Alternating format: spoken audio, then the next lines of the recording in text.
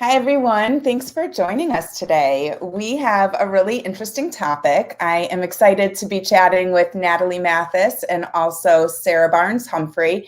And what we're going to be talking about today is really owning your career path. So I'm going to take a guess that one thing the three of us probably have in common is when we were, back in fourth grade, I don't think any of us ever said we wanted to grow up and be in freight.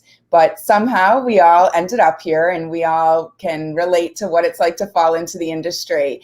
But what a lot of people don't realize is that the skill set you build along the way is really very transferable within and without the industry. And it can add a lot of value based on whatever direction you decide to take your career. So 2020, the pandemic obviously led a lot of people to just reevaluate their career decisions, explore new paths, some of them by necessity, some by choice. But there are really two different paths out there. And many choose to stay on that linear path, become a subject matter expert, stay focused, stay specialized. And some people choose to do what we're going to talk about more of like a cafeteria method here, where a little of this, a little of that, and really building your skill set and building your career in more of a non-linear way. So I'm going to hand this over to Nathalie and Sarah, have them introduce themselves, and then we'll come back and really get into the dialogue and conversation around skill sets, career paths, and what you guys have done. So Sarah, I'll hand it over to you real quick. If you could just introduce yourself, tell us where you are, what you do, and maybe give an example of a time where you have leveraged experience to do something different with your career. Sure. Yeah. Thank you, Charlie. It's so amazing to be here. I just want to thank you guys all at the Ladies Leadership Coalition for having me on today. So my name is Sarah Humphrey. I am the founder and host of Let's Talk Supply Chain. I'm also the host of the Blended podcast, which is the newest conversation in diversity and inclusion.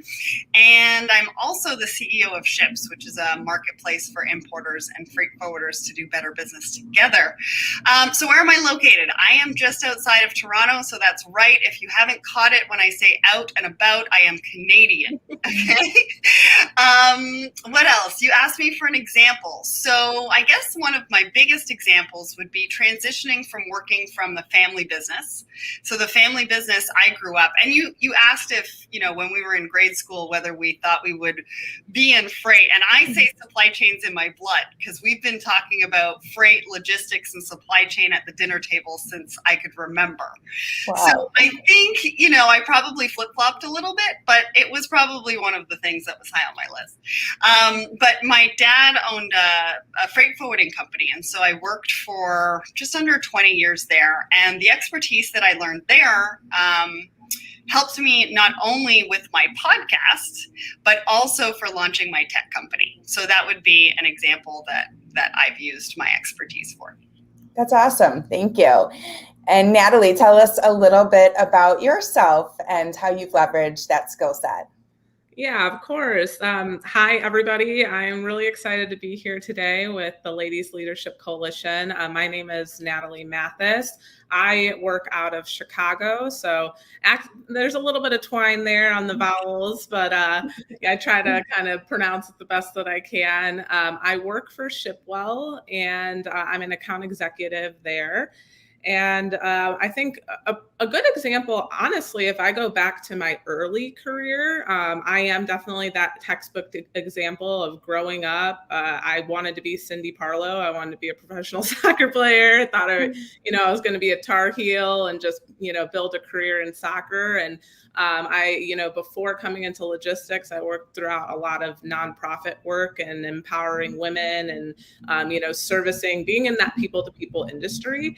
And I think that first, leveraging that skill set was taking, those soft skills of customer service that I had in that previous experience and bringing it into supply chain and having the confidence to make a big career move into logistics with no experience. And so there I was really able to kind of take the foundation of, okay, I know how to speak to people, I know how to have conversations, and I have a curiosity and wanting to understand a problem and solve it, and taking in, the continued education in this field that's ever changing and just being able to propel forward. So it's been an exciting ride, and I'm sure everybody in this industry can feel that sentiment that every day I'm learning something new, and it's fun and exciting, and that's why I love it.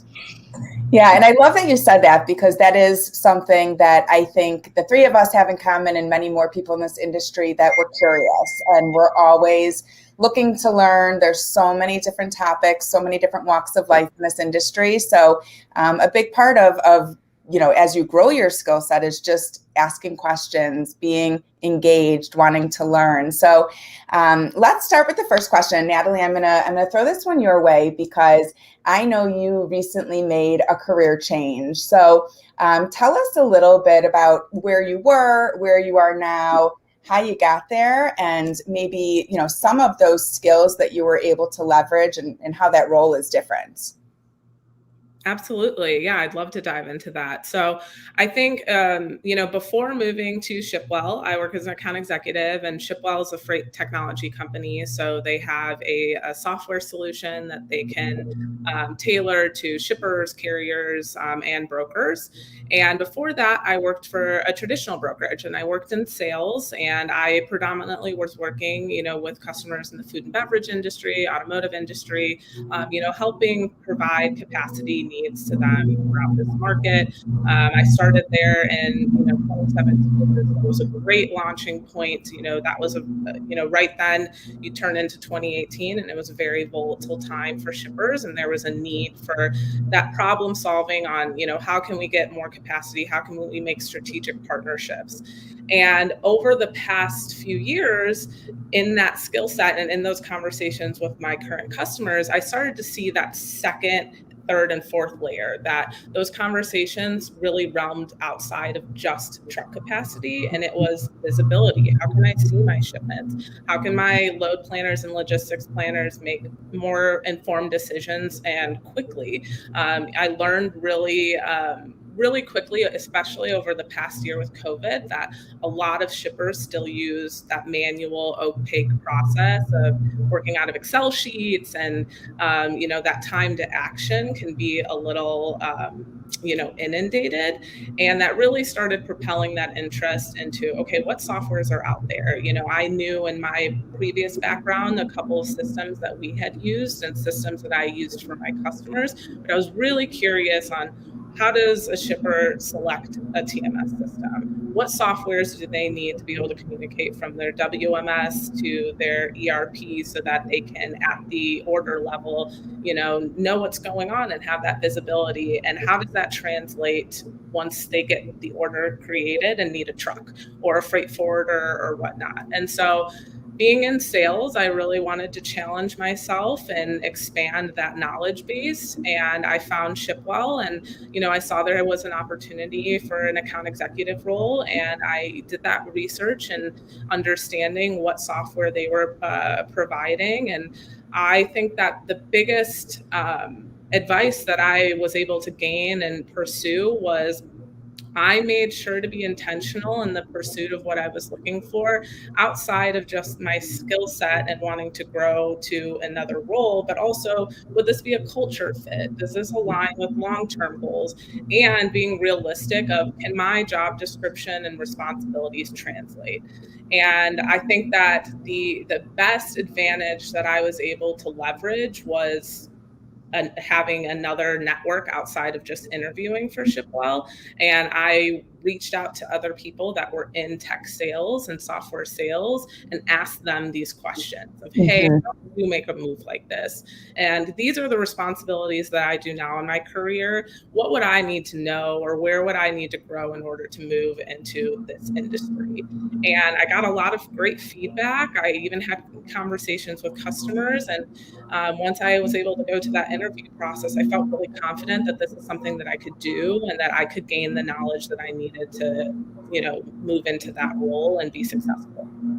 That's awesome. I mean, really a great example of taking your career into your own hands, and probably took a lot of vulnerability on your part, and definitely weighing that risk reward. So good transition to Sarah. You said a little bit about your background in supply chain and the lingo growing up with it, but how did you decide to kind of take that leap into podcasting and what you're doing now? I mean, was it a risk for you? Was it a natural transition?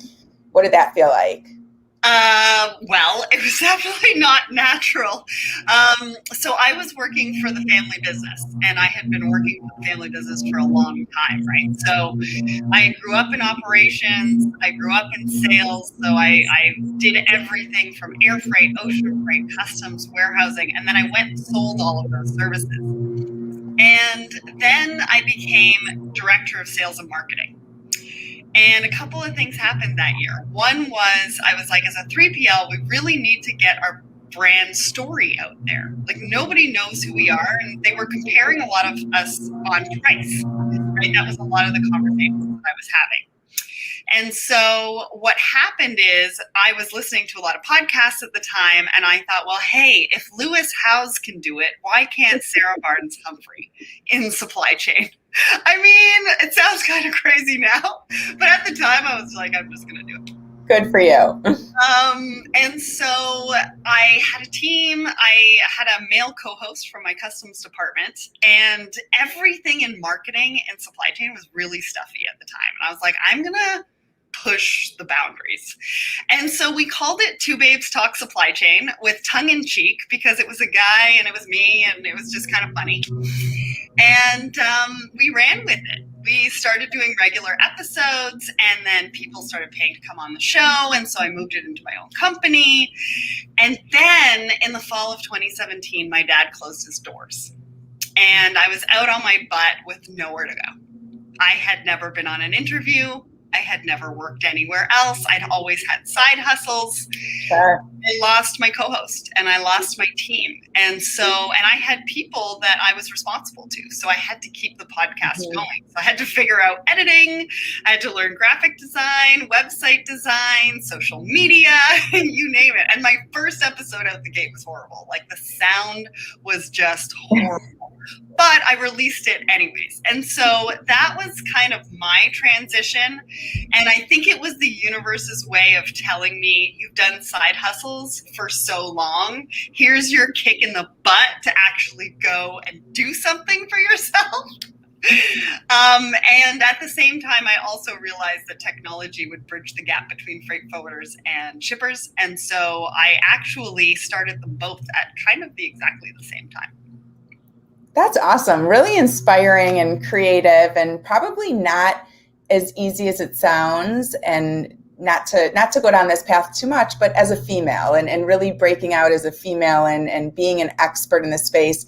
I'm guessing most people didn't expect that would come out of your mouth, all the lingo and knowledge about the industry, and then you get going and you really do prove to be an expert. So again, a lot of courage and bravery, and look at where you are now, 4 years later. It's really amazing. I mean, who would have thought, that we would actually have media in supply chain? Exactly. It's so crazy.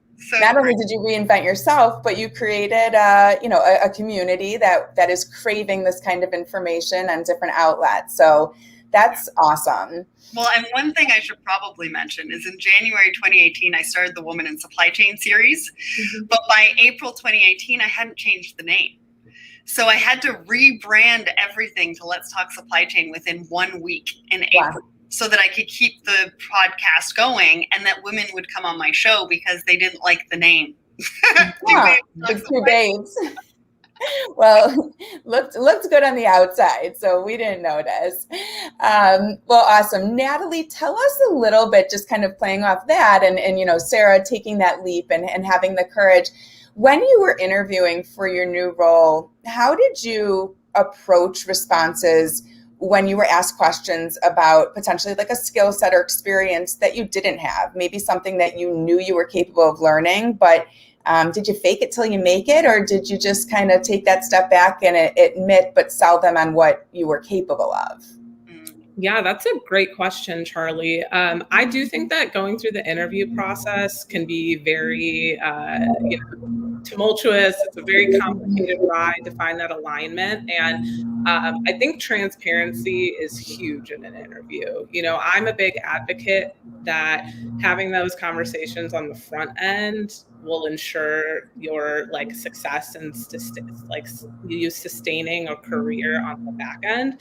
So I had to be very vigilant in that pursuit. I knew I was going to be transitioning to a new role. I knew the goals that I had, and I needed to make sure that aligned with the goals that my new employer had, and also that they had the confidence in where I was to invest in me and where I needed to go. So I did a lot of research. I think that's really valuable. I really wanted to make sure that when I looked up the roles and responsibilities, where could I find those linear connections between what I was doing and speak to those and have those examples, and where were there maybe certain responsibilities or qualifications that I need more insight on. Okay, based off of this job description, or based off, what do you mean here?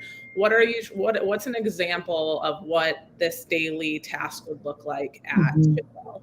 And asking them to provide an example, I was then able to connect those dots further and be, oh, okay, well, I do actually do three of the 5 components of that. Would you feel comfortable would there be a training opportunity for these other 2 to 5?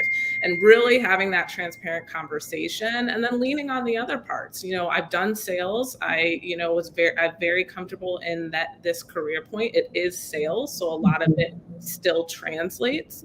And making sure that they understood that by hiring me, here is where you're going to gain, and here's that ROI, and then here is where I'm confident I could get to. And this is asking them what success looks. This is a question that I really love to ask in an interview process, is what does success look for my role in 3 months, 6 months, and in a year?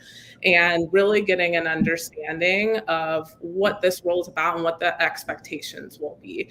I also think that for those who maybe have career change aspirations and they know that they aren't qualified, still reaching out to somebody in that role and asking, how did you get here? I have had interviews where I simply wasn't qualified, and I still had very, very productive conversations with those interviewees or those business leaders on, what advice would you give me? Here's where I'm at. And sometimes they say, hey, there's a course here that you could take. This is what I recommend. Or come back in a year and here are a couple people that I recommend you following to gain more insight, and I'd be happy to have additional conversations with you. But I think that was one thing that I was really intentional about in the interview process, because having that misalignment can be really discouraging then when you make a career change, and then you don't end up being the fit for them, they don't end up being the fit for you. So it's really important to be thorough in the interview process. And there isn't necessarily that rush. I know a lot of times it can seem like you have to have every question answered the right time. I think that one of the benefits of being in sales that I learned that closed mouths don't get fed. So don't be afraid to send that follow-up email, ask for an additional call, reach out to the people that you've interviewed with and ask them more questions. It's a people-to-people world. So the more humanity that you can bring to it, the more people are going to let that guard down and be willing to have a conversation with you. That's so great. You're so mature beyond your young years. I had a post on LinkedIn a couple weeks ago about a bad career move I made when I was about 25, and I didn't do any of that. So live and learn, but I didn't ask the right questions. I didn't know what they were going to measure me on, and it was an absolute disaster. So I'm grateful now that I went through that, because I know what it feels like on the other side. But you've said a lot of really great ideas and tips for people listening, just in terms of doing your research. I think as females, we feel more pressure than men to, the whole imposter syndrome and to prove ourselves that we know what we're talking about. But there's also this balance of being vulnerable and being able to admit when you don't know something. So, Sarah, you are talking to so many different types of individuals from all over, different backgrounds, different types of organizations they're with now. How do you handle that? Do you do you prep so you are, able to have this conversation, or do you kind of back off and ask questions and admit when you don't know something and have an opportunity to learn from them? I would be the first one to say, I don't know what that means, or can you explain that a little bit further? Or if they use an acronym and I know the audience needs a little bit further clarification, I'll be like, I don't know what that means, or maybe just for my audience, can you explain that a little bit more? So I am the first one to do that. If you guys know me, I don't prep a ton, but I do have questions in advance, so that we make sure that we are having the right conversation, the right conversation for them, the right conversation for the audience, and just a flow in the conversation where I can also interject with ad hoc questions. And that's what I love to do. I mean, if you see me on a webinar, I probably haven't even read the intro until 5 minutes before. But look at how you carry yourself. You've got it down. So that's I love what you said, Sarah, because I listened to the LLC's podcast. It was like a week or two ago, and they were giving like tips and advice on, how to lead and how to, be if you're in an entry level position, like what advice you would give to those who maybe have questions. So your comment about like, I am never afraid to ask a question for more understanding, I think is really important, because I believe it was Blythe or Sharon who said the same thing, that, to avoid that misalignment, always ask the question. And I think there can be a stigma to that of like, nobody wants to be the person to like look like they don't understand. But the reality is that shows more interest and more of a want to do the task at hand correctly, and can open a window of like further dialogue. So that's something that I've had to practice in my everyday. I think I used to be a little bit more in the background of like, okay, I have like 3 to 4 questions, but I'm just going to sit back and maybe message somebody on the side. And I've been very intentional about that now in, hey, can we circle back to that last point and you expand on that? That's a new term for me that I don't understand. And I'd like to make sure that I do, in case I come into contact with a customer and need to elaborate on it. And I don't think that shows weakness. I don't think that shows inexperience. It shows a yearning and want to be a SME, subject matter expert in it. So I love that. I love that point. But it's also really important to gauge the person on the other side. Because if they're not open to that kind of question, then they might not be aligned with you, who wants to be continually learning and doesn't expect to know everything and doesn't put it out there that they know everything. And so if they support you in that question, then you know right away where they're going to align and somebody who you want to work with. Yeah, take the opportunity to educate someone. And, in some situations like that, I'm like, tell me a little more about it. I've never heard of that. And call me in 24 hours and I'm going to know everything about it, because I will immerse myself with research and I will learn everything I can and take advantage of what's out there. So let's talk a little bit about this idea of investing in yourself, and really, whether it is buying a book and reading it, attending a seminar, getting your hair done for the interview, what types of things do you guys encourage with, without feeling guilty that you're doing something for yourself? What have you done for yourself that has helped you further your career, educate yourself, or just, advance to that next level? So much. I would say try everything. So you don't know what you like and what you don't like until you try something. Sure. And so without trying, you don't know which way you're going to go. And so that, I think, is very much for yourself. So even asking questions like, is there a chance for me to cross train? Can I learn what other people are doing? Because then you know which way you want to pivot, or you know what that career path could potentially look like.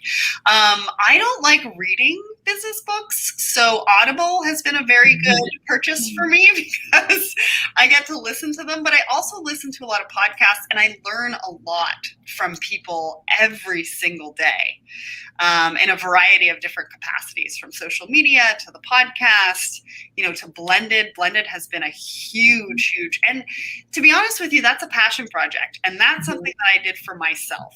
So that's probably one of the biggest things in the last year that I've done for myself is create Blended, put it together, and put it out there.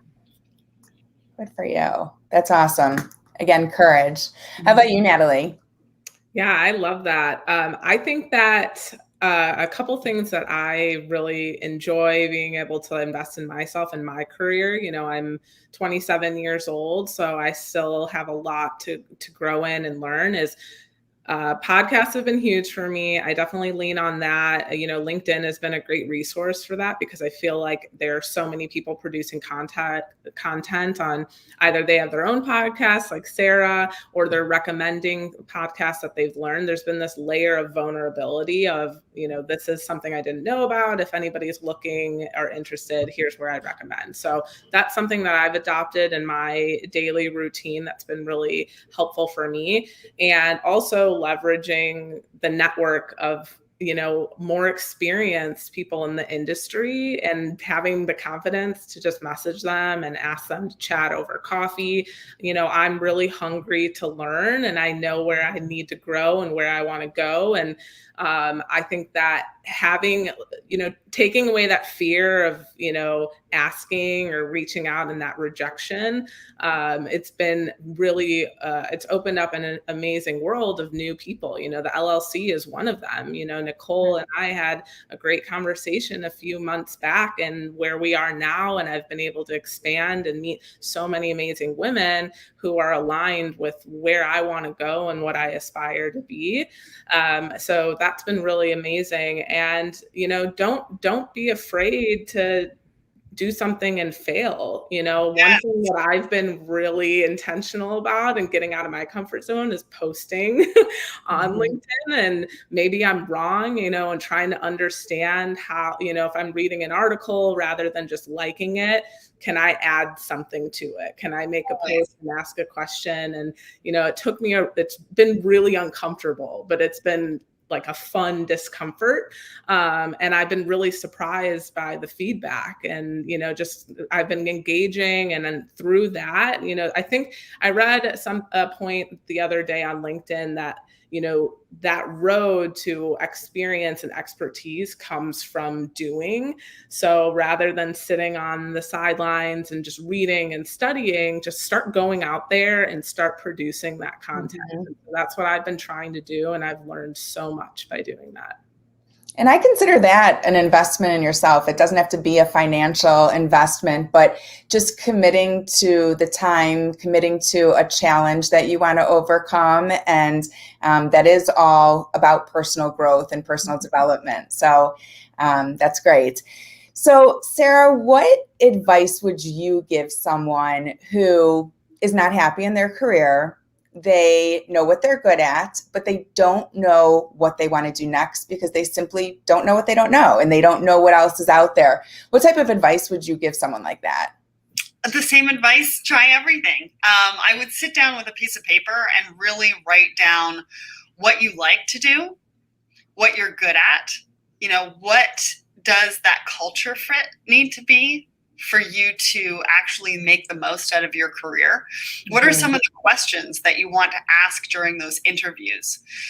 Because I think, once you figure out what it is that you like to do, what it is that you're good at, and what positions you can actually transfer those skills into and really make the most impact, then you're ready to look at what's out there. But also don't be afraid to apply for positions that maybe you're only 80% qualified for. Maybe you're only 60% qualified for. Because at the end of the day, you can utilize that interview to really talk about what it is that you're going to bring to the table that's going to help in that position. Maybe it's a diverse perspective. Maybe it's innovative ideas. And maybe there's something from your old job that you were able to bring to the forefront as far as innovation, and it was implemented. And this is what that looked like. That's right? great. So Yeah. bring examples, talk about what you've done. And it might not be in that particular role, but definitely transferable. It's like a friend of mine. She helps women get back to work after having children. And there's transferable skills in motherhood. Mm-hmm. You can bring to different roles that you might not really think about.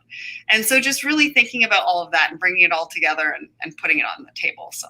No, that's such a powerful thought. It really is true. Everything you do can add value to something else in another way. And a lot of it's just perception, the way you think about it. So, well, we're coming up on time. I think we could probably talk for another 2 hours about this subject and all the different paths we've gone down, but such a pleasure to hear from you guys and share these tips with the audience. I feel like it's going to be very valuable for the listeners. So thanks again for your time, ladies. Such a pleasure. Thanks for having me. Thanks, Charlie. Absolutely. Have a great afternoon.